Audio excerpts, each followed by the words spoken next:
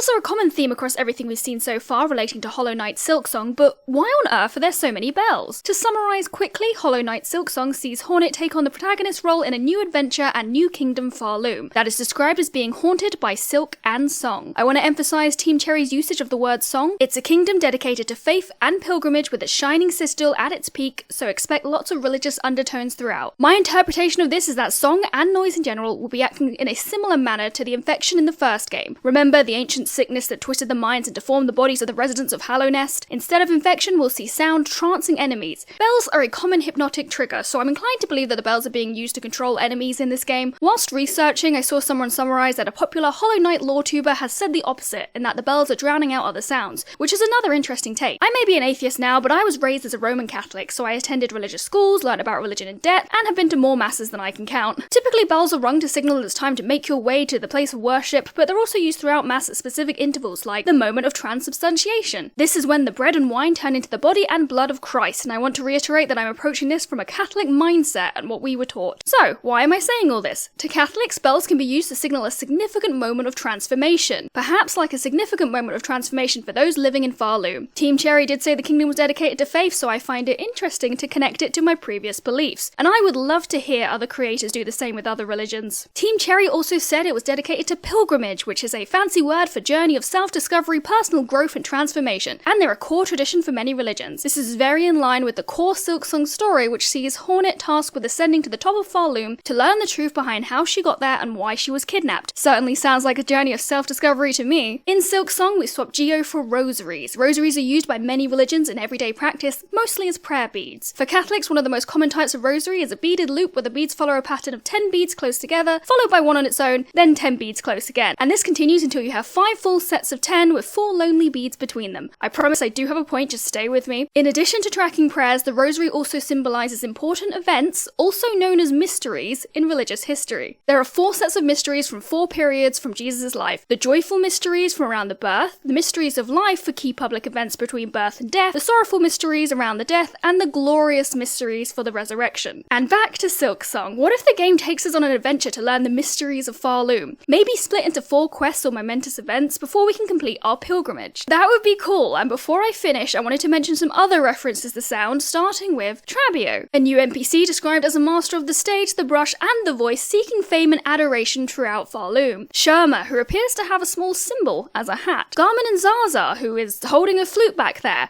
Interesting how many of the new NPCs all have their own sources of sounds that aren't bells. Another line from the Team Cherry blog that I want to mention is, get ready to dance with these operatic queens, really proving that sound is going to be everywhere. I am so ready to hear these operatic queens though, the music is just it's gonna be so good. I think I'll end it here. Thank you for listening, and I appreciate a lot of this is speculation. All we know for sure is that Farloom is full of bellends.